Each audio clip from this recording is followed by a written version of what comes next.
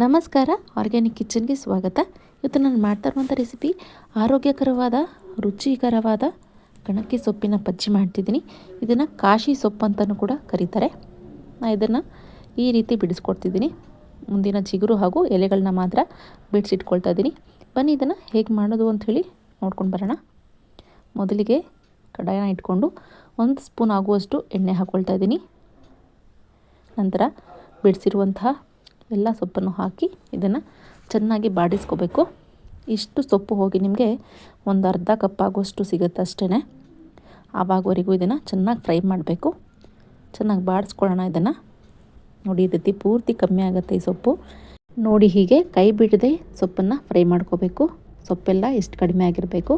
ನಂತರ ನಾನೊಂದು ಮಸಾಲೆ ರೆಡಿ ಮಾಡ್ಕೊಳ್ತಿದ್ದೀನಿ. ಮೊದಲಿಗೆ 1 ಸ್ಪೂನ್ ಆಗುವಷ್ಟು ಕಡಲೆಬೇಳೆ, 1 ಸ್ಪೂನ್ ಆಗುವಷ್ಟು ಉದ್ದಿನಬೇಳೆ, ನಂತರ ಒಂದು 10ರಿಂದ 15 ಕಾಳು ಕರಿಮೆಣಸು, ಖಾರದ ಮೆಣಸಿನ್ಕಾಯಿ ಒಂದು 10 ಹಾಕ್ಕೊಳ್ತಾ ಇದ್ದೀನಿ. ಒಂದು ಅರ್ಧ ಸ್ಪೂನ್ ಎಣ್ಣೆ ಹಾಕಿ ಇದನ್ನು ಲೋ ಫ್ಲೇಮ್ನಲ್ಲಿ ಹುರ್ಕೋಬೇಕು. ಚೆನ್ನಾಗಿ ಹುರ್ಕೊಳ್ಳೋಣ ಇದನ್ನು. ನಂತರ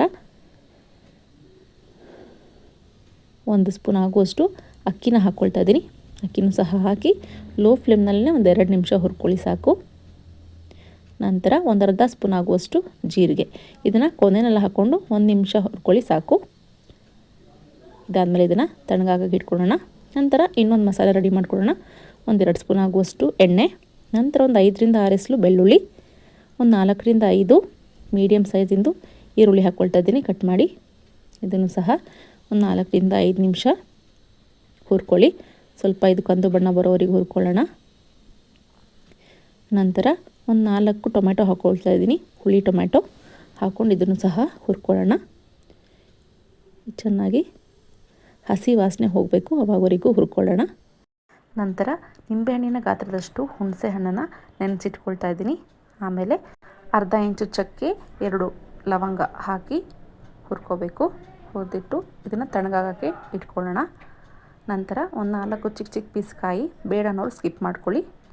ನಂತರ ಕಡಲೆಬೇಳೆ, ಉದ್ದಿನಬೇಳೆ ಹುರಿದಿರುವಂಥದ್ದನ್ನು ಹಾಕಿ ಒಂದು ಅರ್ಧ ರುಬ್ಕೊಂಬರಬೇಕು. ನಂತರ ಟೊಮ್ಯಾಟೊ, ಈರುಳ್ಳಿ, ಬೆಳ್ಳುಳ್ಳಿನ ಹಾಕಿ ಸಣ್ಣಗೆ ರುಬ್ಕೊಂಬರೋಣ.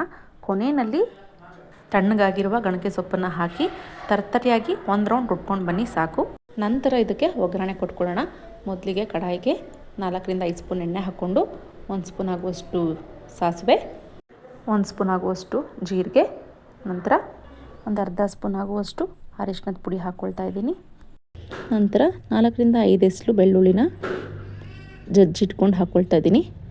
ಬೆಳ್ಳುಳ್ಳಿನೇ ಇದರಲ್ಲಿ ಟೇಸ್ಟ್ ಕೊಡೋದು. ನಂತರ ಇದಕ್ಕೆ ಸಾಂಬಾರು ಈರುಳ್ಳಿ ಇರುತ್ತಲ್ವ, ಅದನ್ನು ಹಾಕ್ಕೊಂಡ್ರೆ ತುಂಬ ಟೇಸ್ಟ್ ಕೊಡುತ್ತೆ. ನನ್ನ ಹತ್ರ ಸಾಂಬಾರು ಈರುಳ್ಳಿ ಇರಲಿಲ್ಲ, ಹಾಗಾಗಿ ಮಾಮೂಲಿ ಈರುಳ್ಳಿನೇ ಸ್ಲೈಸಸ್ ಥರ ಕಟ್ ಮಾಡಿಕೊಂಡು ಹುರಿಯೋಕ್ಕೆ ಹಾಕ್ಕೊಂಡಿದ್ದೀನಿ. ಇದು ಚೆನ್ನಾಗಿ ಕಂದು ಬಣ್ಣ ಬರೋವರೆಗೂ ಹುರ್ಕೋಬೇಕು. ಇದಾದಮೇಲೆ ಒಂದು ಅರ್ಧ ಸ್ಪೂನ್ ಆಗುವಷ್ಟು ಹೀಂಗೆ ಹಾಕ್ಕೊಳ್ಳೋಣ. ಚೆನ್ನಾಗಿರುತ್ತೆ ಟೇಸ್ಟು.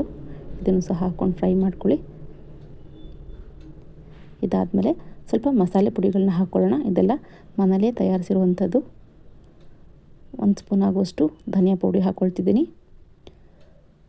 1 ಸ್ಪೂನ್ ಆಗುವಷ್ಟು ಸಾಂಬಾರು ಪುಡಿ ಹಾಕ್ಕೊಳ್ತಾ ಇದ್ದೀನಿ, ಬೇಳೆ ಸಾಂಬಾರು ಪುಡಿ.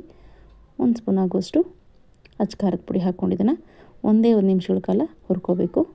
ಮಸಾಲೆ ವಾಸನೆ ಹೋಗೋವರೆಗೂ ಇದನ್ನು ಹುರ್ಕೊಳ್ಳೋಣ. ತಕ್ಷಣವೇ ರುಬ್ಬಿರುವಂತಹ ಮಸಾಲೆನ ಇದರಲ್ಲಿ ಹಾಕ್ಕೊಂಡು ಮಿಕ್ಸ್ ಮಾಡ್ಕೋಬೇಕು. ಚೆನ್ನಾಗಿ ಮಿಕ್ಸ್ ಮಾಡ್ಕೊಳ್ಳಿ. ಎಲ್ಲ ಮಸಾಲೆಗಳು ಚೆನ್ನಾಗಿ ಮಿಕ್ಸ್ ಆಗಲಿ. ಇಲ್ಲ ಅಂತ ಹೇಳಿದ್ರೆ ತಳ ಹಿಡಿಯುತ್ತೆ. ಹಾಗಾಗಿ ಸ್ವಲ್ಪ ನೀರನ್ನು ಸಹ ಹಾಕ್ಕೊಳ್ಳೋಣ. 1 ಗ್ಲಾಸಷ್ಟು ನೀರನ್ನು ಸಹ ಹಾಕ್ಕೊಳ್ತಾ ಇದ್ದೀನಿ. ಹಾಕ್ಕೊಂಡಿದ್ದನ್ನು ಚೆನ್ನಾಗಿ ಮಿಕ್ಸ್ ಮಾಡ್ಕೋಬೇಕು. ಈ ಖಾರದ ಪುಡಿಗಳೆಲ್ಲ ನಾವು ಮನೇಲೇ ಮಾಡಿರೋವಂಥದ್ದು. ನಾನು ಯಾವುದೇ ಪ್ಯಾಕೆಟ್ ಪೌಡರ್ಗಳನ್ನ ಯೂಸ್ ಮಾಡ್ತಾಯಿಲ್ಲ. ಈ ಗಣಕೆ ಸೊಪ್ಪಿನ ಬಜ್ಜಿನಲ್ಲಿ ನಾವು ಹೆಚ್ಚಿನ ಖಾರ ಹಾಗೂ ಹುಳಿ ಹಾಕಿದ್ರೇ ಚೆನ್ನಾಗಿರುತ್ತೆ ಟೇಸ್ಟು. ಇವಾಗ ಒಂದು ಅರ್ಧ ಬೌಲ್ ಆಗೋಷ್ಟು ಹುಳಿನ ಹಾಕ್ಕೊಳ್ತಿದ್ದೀನಿ. ರುಚಿಗೆ ತಕ್ಕಷ್ಟು ಉಪ್ಪನ್ನು ಹಾಕ್ಕೊಂಡು ಒಂದು 10ರಿಂದ 15 ನಿಮಿಷ ಇದನ್ನು ಕುದಿಯೋಕೆ ಬಿಡಬೇಕು. ಗಣಕೆ ಸೊಪ್ಪು ನಮಗೆ ಆರೋಗ್ಯಕ್ಕೆ ತುಂಬಾ ಒಳ್ಳೆಯದು. ಇದು ಶೀತಕ್ಕೆ, ಕೆಮ್ಮಿಗೆ, ಕಫಕ್ಕೆ, ಹಾಗೆಯೇ ಬಾಯಿನಲ್ಲಿ ಹುಣ್ಣಾಗಿರುತ್ತಲ್ವ, ಆ ಟೈಮ್ನಲ್ಲಿ ಸೊಪ್ಪು ತಿನ್ನೋದ್ರಿಂದ ಅದು ಸರಿಯಾಗುತ್ತೆ. ಹಾಗೆಯೇ ಹೊಟ್ಟೆಯ ಸಮಸ್ಯೆ ಇರುವವ್ರಿಗೆ ಈ ಗಣಕೆ ಸೊಪ್ಪು ಒಳ್ಳೆಯ ಔಷಧಿ. ಹಾಗಾಗಿ ಈ ಸೊಪ್ಪನ್ನ ವಾರದಲ್ಲಿ 1 ಸರಿ ಇಲ್ಲ 15 ದಿನಕ್ಕೆ ಒಂದು ಸರಿ ಆದರೂ ತಪ್ಪದೆ ಈ ಸೊಪ್ಪನ್ನ ಮಾಡ್ಕೊಂಡು ತಿನ್ನಿ. ನೀವು ಈ ಸೊಪ್ಪನ್ನ ಈ ಥರ ಮಸಾಲೆ ಎಲ್ಲ ಹಾಕಿನೇ ಮಾಡಬೇಕು ಅಂತ ಏನಿಲ್ಲ, ಪಲ್ಯ ಥರನೂ ಮಾಡ್ಕೊಂಡು ತಿನ್ನಬಹುದು. ಸ್ವಲ್ಪ ಈರುಳ್ಳಿ, ಬೆಳ್ಳುಳ್ಳಿ ಹಾಗೆ ಒಣಮೆಣ್ಸಿನ್ಕಾಯಿ ಹಾಕಿ ಸೊಪ್ಪನ್ನ ಹಾಕಿ ಬಾಡಿಸಿ ಕೊನೆಯಲ್ಲಿ ಕಾಯಿ ಹಾಕಿ ಮಾಡ್ಕೊಂಡು ತಿನ್ನಿ, ತುಂಬಾ ಚೆನ್ನಾಗಿರುತ್ತೆ. ನೋಡಿ, ಹೀಗೆ 10ರಿಂದ 15 ನಿಮಿಷಗಳ ಕಾಲ ಚೆನ್ನಾಗಿ ಕುದಿಬೇಕು. ಆಗ ನಿಮಗೆ ಗಣಕೆ ಸೊಪ್ಪಿನ ಬಜ್ಜಿ ರೆಡಿ ಆಗುತ್ತೆ. ಮಿಸ್ ಮಾಡದೆ ಈ ಸೊಪ್ಪು ಸಿಕ್ಕಿದ್ರೆ ಮಾಡ್ಕೊಂಡು ತಿನ್ನಿ, ಆರೋಗ್ಯಕ್ಕೆ ಸಹ ಒಳ್ಳೆಯದು. ನೋಡಿ, ನಾನು ಈ ಥರ ಅನ್ನದ ಜೊತೆ ಸರ್ವ್ ಮಾಡ್ಕೊಂಡು ತಿಂತಾಯಿದ್ದೀನಿ. ನನಗಂತೂ ತುಂಬಾ ಇಷ್ಟ ಆಯಿತು.